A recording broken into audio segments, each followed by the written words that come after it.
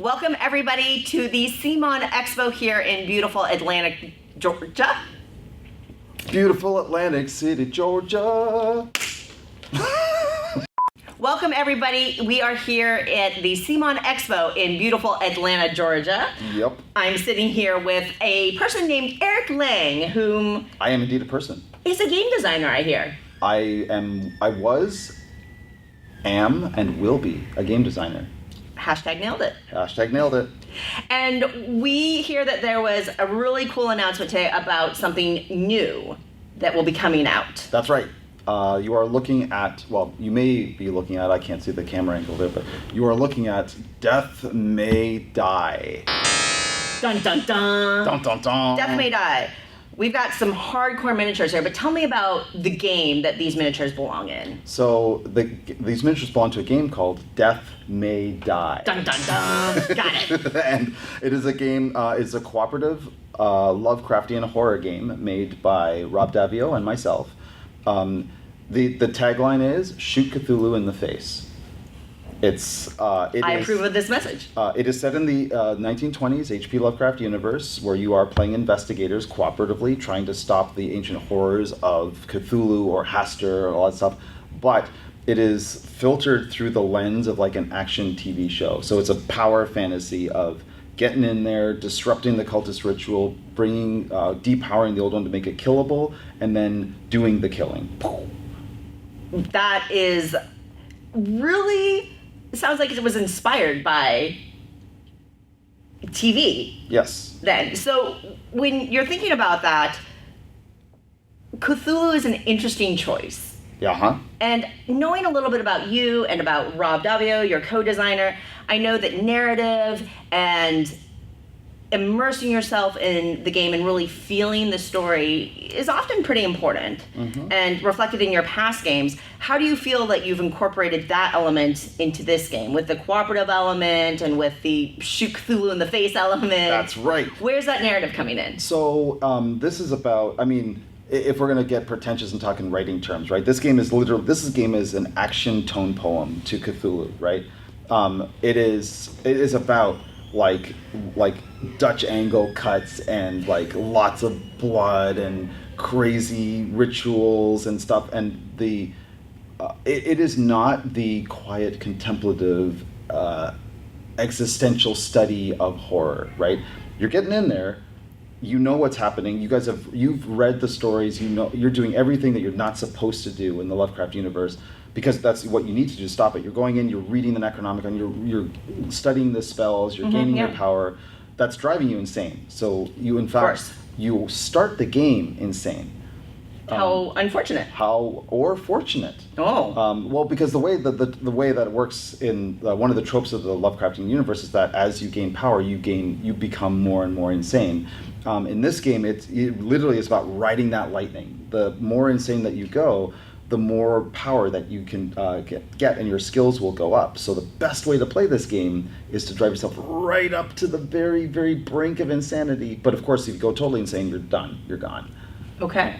Now, you just said that, one of the tropes of this universe, and that was a question I had for you when you were announcing this, and you were talking about setting it in this Lovecraftian universe. I mean, let's face it, there are a lot of games set in the Lovecraftian universe and leveraging the Elder Gods and but knowing you and Rob, what have you done to kind of make this fresh and subvert some of the tropes that you would typically see in this kind of setting with the Lovecraftian setting or with the era, the 1920s era that you talked about? Right. So, I mean, we basically got rid of all notions of subtlety or there's actually quite a bit of subtlety in the game design, but the story is an episodic story that it really feels like you're watching a TV show rather than reading a classic piece of literature, right? The story is very vignette driven. The dialogue's all just snappy one-liners, and the way that you play, you are not really afraid. I mean, you're afraid of getting killed, of course, but you're not seeing a Shoggoth and going, oh my god, I can't contemplate the you're going, oh my god, it's a Shoggoth, dynamite, so that we really wanted to explore the power fantasy element of this, right? like there have been games that sort of teetered around that idea. We just want to like commit to it and go all the way. This we want to have like, even though it is a game about existential horror, we want to feel as empowering as possible. Like this is a game where we get to kill the unspeakable horror, which for our time, I think that's a pretty cool message. Well, that's an interesting thing to say. Are you leveraging this theme and this setting with subtext? I mean, are you hoping through the episodes or through the narrative telling, it really is this greater evil that you're fighting? You're trying to bring Lovecraft's messages and somehow subvert them, or are you just like, it's just all about shooting big monsters in the face? Because that's awesome. There is no way I can answer that question without getting edited out. Fair enough. All right, I respect that. Well, I mean, so we wanted the game, like, I'm a big fan of empowerment in games. I want players, like, to me, most games are power fantasy. When I play a game, I want to feel badass. I want to feel powerful. I want to be like, even though I know that in the Cthulhu mythos it's like unspeakable evil. We can't, like, no, we name it. It's right there. Kill it. That's the fresh take on it, right? So yeah, if your inner purist can handle it, and trust me, I play this with a lot of Cthulhu players, they can handle it. Yeah. I think the take that we've taken on this is pretty fresh. Now, what we've done is, because the game is so focused on the action, and we've decided to make that much more robust, right? Than games that feature a lot of like investigation, stuff like that. So the combat is strategically and tactically quite robust, and there's a lot of choices that you have to make in how or how not to deal with the enemies in front of you. And that's unfortunately I can't give you too much detail because we're a little early in the marketing process, and my marketing guy is staring at me angrily. Seriously, I'm intimidated. Me too. Sorry, Jared.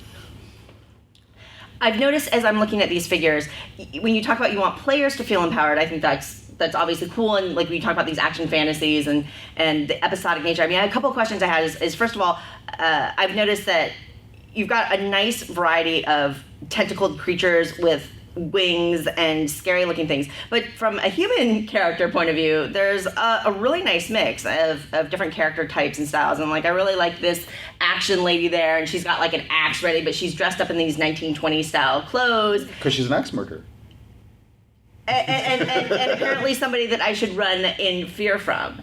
And so how much of that were you taking into account, like with character design? I mean, I really don't understand the process between when you talk about how your vision of empowering players and having this action fantasy come to life, and how does that translate into the creative process for how these miniatures and characters get designed and develop, the characteristics that you pick for them and so forth? Is it just kind of like you hand over a brief, or do you like to be more hands-on? Well, I mean, so the artists that we're working with are amazing, right? With Adrian, it's pretty much, Adrian and I, we don't even talk about, he knows Cthulhu as well as I do, at least, right? So with him, I just like, we need these monsters, and then we just sat around talking about all the heavy metal albums that we like, right? So that just got him in the mood, and he was like, he knows he's got to make it badass. So we give him almost no direction. It's Adrian. Like, I know Adrian's going to make that out of a Star Spawn Cthulhu. Actually, I didn't realize it was going to be that cool, but there it is. Carl Kopinski is our character artist. He's also amazing. We don't give him too much direction, except all we do is this is a personal thing, but for both Rob and I, we want to make sure to have a really nice, diverse cast of characters. So like they're... Yeah, I'm really noticing that here, and I think that's cool. Absolutely. I mean, I come from Toronto, Canada. Shout out. Where we have one of the greatest aspects of Toronto is that I have so many friends from so many different backgrounds and stuff like that. I want to make sure there's somebody there for everybody. And as even within the limitations that we have, I think we accomplished that as much as possible. That's really great, and a player like myself always really appreciates those efforts. Now, you mentioned this episodic thing, and we really haven't talked much about the gameplay itself. We've got a lot about the narrative and the story and the feeling that you're trying to think. So this is a cooperative game in episodic Right. So what does that mean? So episodes is our fancy name for scenario, right? Okay. So every game session you play is an episode. So you guys, and every episode is it's about 40% of the rules of the game. So the game system itself is about 60%, episodes 40%. The reason why we did that, so every episode feels very different from one another. So let's say, for example, you're playing the episode Blasphemous Alchemy, which is the title, the pilot, and you guys are. It takes place in the basement of Miskatonic University, and it's on fire. So the episode will tell you how to set up the map. The map is a bunch of cool tiles on the board, and will give you these custom tokens that are only used in that episode. There's labs that you set up for the cultists to summon the Elder Ones with science, and so that has that feel to it. Okay. And then you're going to put your investigators on the board. You're going to do investigative things, right? Where you're going to try to discover cool secrets in safe places, and then go pick up cool stuff and kill monsters. Now, the how to disrupt the ritual in each episode is a completely new set of rules. Like in Blasphemous Alchemy, you got to destroy laboratories at the right time so they don't blow up and kill everybody. But there are different episodes that have completely different ways to disrupt it and have a different feel to it. That's why we're calling it episodic. Even though the episodes are standalone and there's a formula all the time, find the ancient one, disrupt the ritual, kill it. How you get to each one is a completely different experience.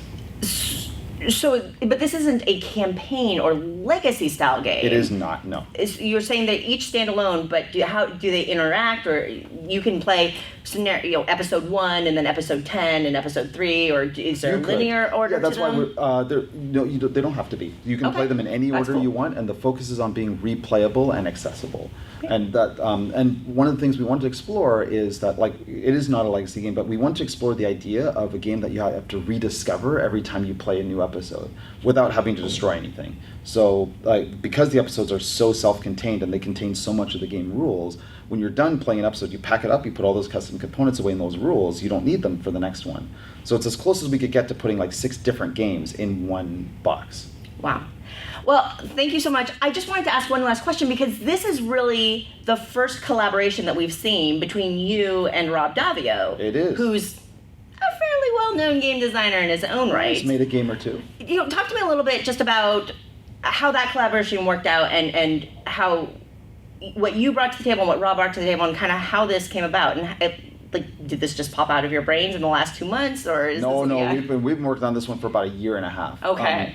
Rob and I have been friends for quite a while, for quite a few years, and we've always been talking about the idea of working together. We're sort of on the same wavelength. We have the same background. We both come from RPGs. We like narrative games. Right. I know he was working on a lot of legacy games. He was very busy, but one day I just called him. It's like, dude, do you want to make a game about shooting Cthulhu in the face? And he's like, yeah, I do. What a pitch. And I know what Rob's background is, and so Rob brought a really cool vignette style storytelling to this, where it's not like chapter by chapter linear narrative. It's just like this really cool emergent stuff that comes from random elements in the game, but really feels cohesive. And of course, I love my variety, and I love shooting things in the face, and so I did a lot of work on and I love empowered characters. So I did a lot of work on making sure the characters, while being insane, are really advanced in cool, unique, different ways. I'm really excited to see this collaboration from 2 of my favorite designers working together. I think a lot of people will be super excited. I hope so. Now, for everybody who is excited about this new game coming out, we're looking at a Kickstarter, right? Yeah, soonish, later this year. Soonish, later this year being 2018. Yes, this year being May. It is right now, May 2018. Awesome. And if you want to check out this Death May Die. Death May Die. Look for it on Kickstarter coming up soonish. Eric Lang, thank you so much for taking some time to talk with us here at CMON Expo. My pleasure. And for showing off all these beautiful prototype components. Thank you everybody out there for joining us as well, and we will see you next time. Ciao.